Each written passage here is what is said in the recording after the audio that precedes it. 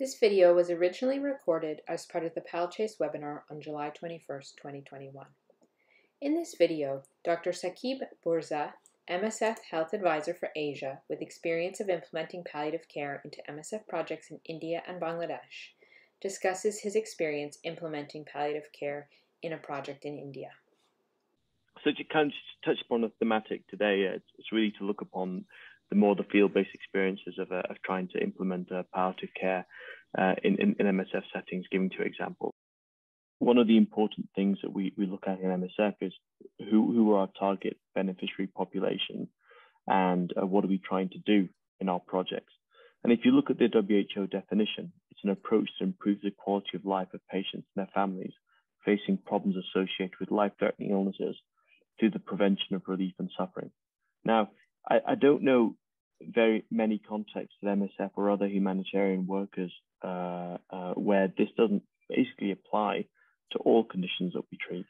So in that respect, it's very important to recognize that palliative care isn't a silo in itself.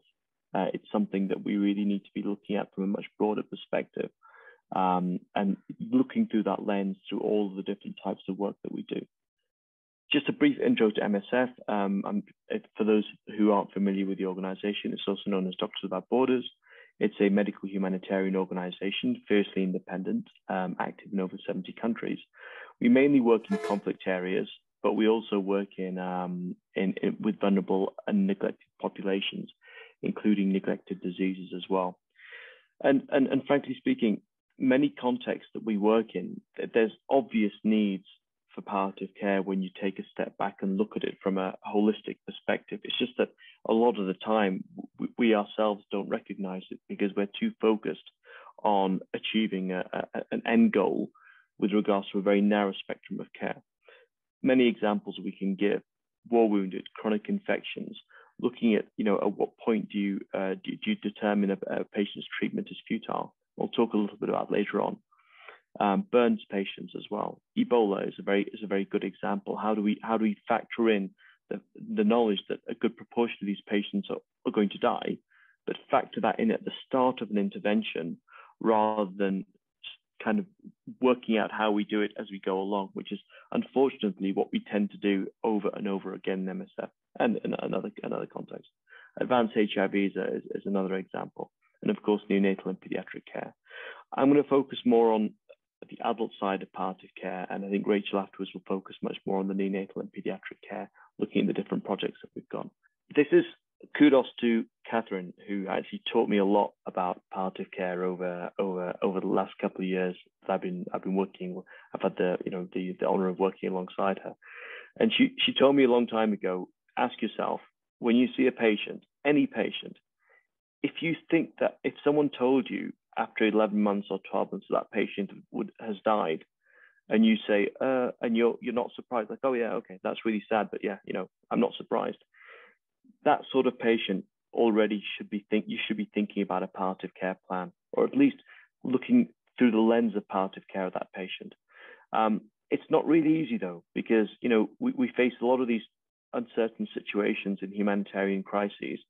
Less so in the protracted ones, but still, we tend to focus in our operations on life or limb. Either you have your life saved or you have a limb saved. If not, you kind of get sidelined onto the side. Things are changing. We're trying to look at continuums of care. What happens after patients get discharged from the acute phase from a hospital when we're sending them back into the same sort of humanitarian disaster or emergency that's ongoing. And looking at also being pragmatic from the start of an intervention on ceilings of care. What can we offer?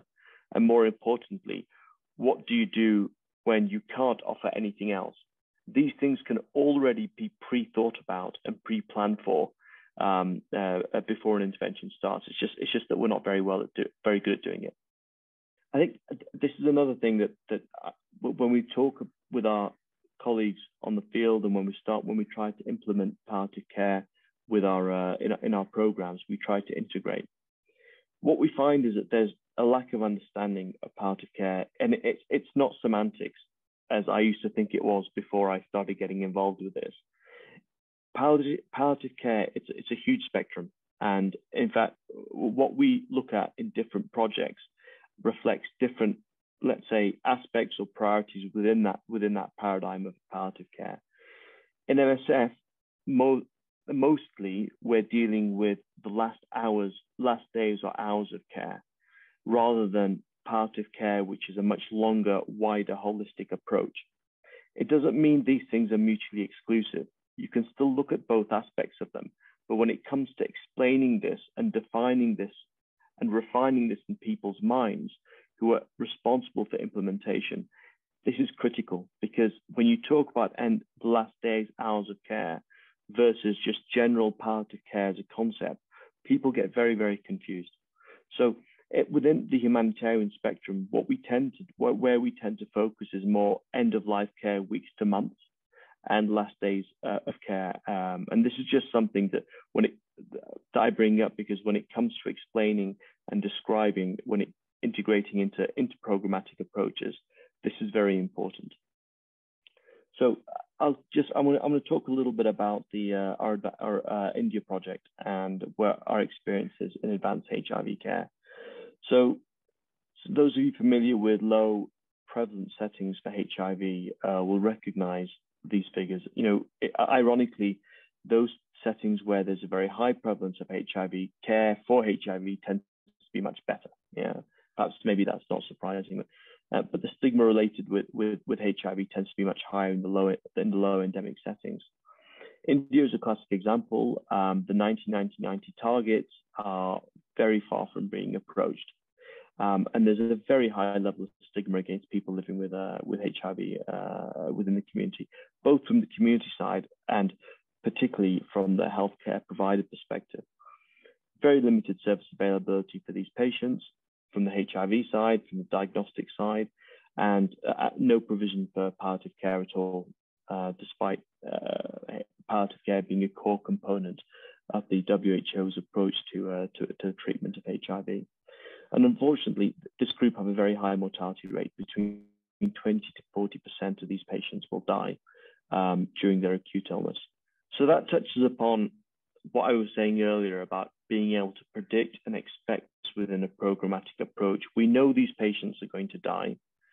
So if that's the case, how can we mitigate against that and prepare for that from an operational perspective, rather than just focus on let's try and save as many lives as we can, and the conversation stops there. So from the caregiver's perspective, what have we learned? Okay, so first of all, managing uncertainty. And I think Vicky touched upon this earlier on in her talk. Uncertainty for clinicians is a very difficult thing. You have a patient coming in who's acutely unwell, who's chronically unwell. At which point do you say, well, this patient has got a 50-50 chance of surviving.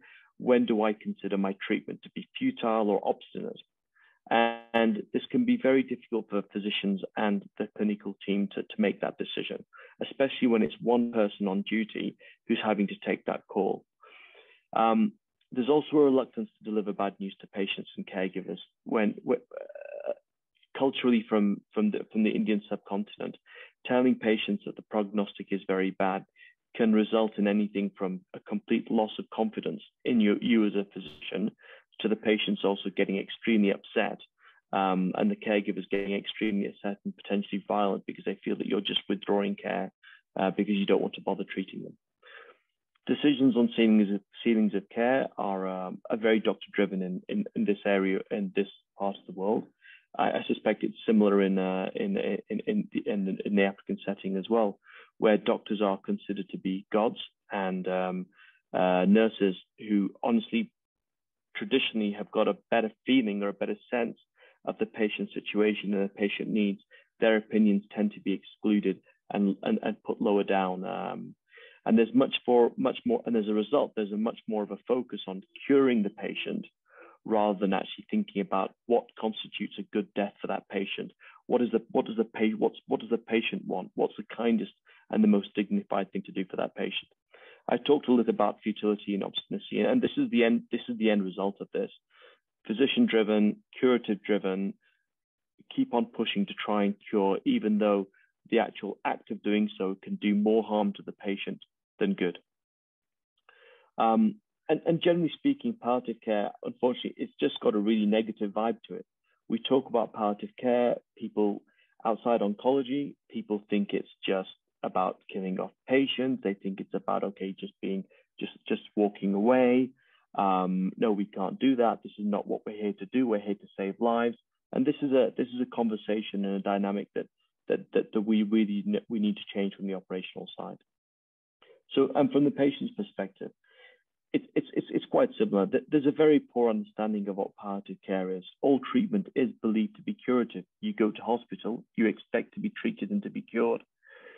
And when we talk to patients and we try and include them in discussions about how to manage them from a palliative care perspective, unfortunately, we're not as advanced as what Vicky was presenting about the community engagement side. We're still focused in the inpatient hospital setting. And generally speaking, discussions regarding poor prognosis tend not to be well received by some patients and caregivers. Loss of morale, loss of will to live, lack of faith in the doctor's capacity, all result in this communication gap between the caregivers and the actual patients. At the same time, they are witnessing the death of other patients within the ward, and that they don't want to see that because that decreases their own, that worries them, that they see this happening. They see that treatment being withdrawn from these patients, and they associate the withdrawal of treatment with the death. So then when that comes to, when you have the same discussion with those patients themselves, they automatically freak out and really it doesn't go down very well. At the same time, isolating patients is for palliative care purposes obviously isn't a particularly good thing to do either from other perspectives, because the effect on the mental well-being and the effect of isolation can be quite dramatic. And just generally speaking, we don't always deal well with death in MSF. You know, as an organization, once the patient dies, it tends to be the end of the line. But that's something that we need to change. There's a whole spiritual and community-based aspect that we really need to focus on to improve the overall experience of patients. So operational challenges, just to add to these, we don't have very many context-adapted tools of palliative care. There's issues with language. How do we interpret words? Typically, we copy-paste from Western models of language and thinking into Eastern models, just translating it, and that doesn't work particularly well a lot of the time. Training can be an issue. We don't have skilled practitioners to deliver that training. Communities aren't homogenous in their knowledge, attitudes, and practices towards death. Without understanding these when we go into a new context, it's very difficult for us to actually implement something meaningful. And then also adapting messages to the context. How do you explain CPR and do not resuscitate orders to communities, especially when knowledge levels about health are very low?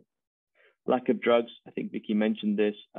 We really struggle. Morphine is the absent elephant in the room. It needs to be there. Everyone's scared of it. You know, physicians, when we finally get it after years, no one wants to use it because they're scared of being accused of either killing patients or turning patients into addicts. And finally, there's a lack of open discussion on death at all levels. We need to have these discussions. This isn't a guideline-driven dossier. What I've learned is that you cannot just develop a guideline, throw it onto the field, and expect it to happen. It will fail 100% of the time. It takes time, patience, investment of resources and time, and a real solid commitment, similar to what Vicky was saying, in order to get these conversations happening, to understand people's perspectives from the healthcare providers and to move on.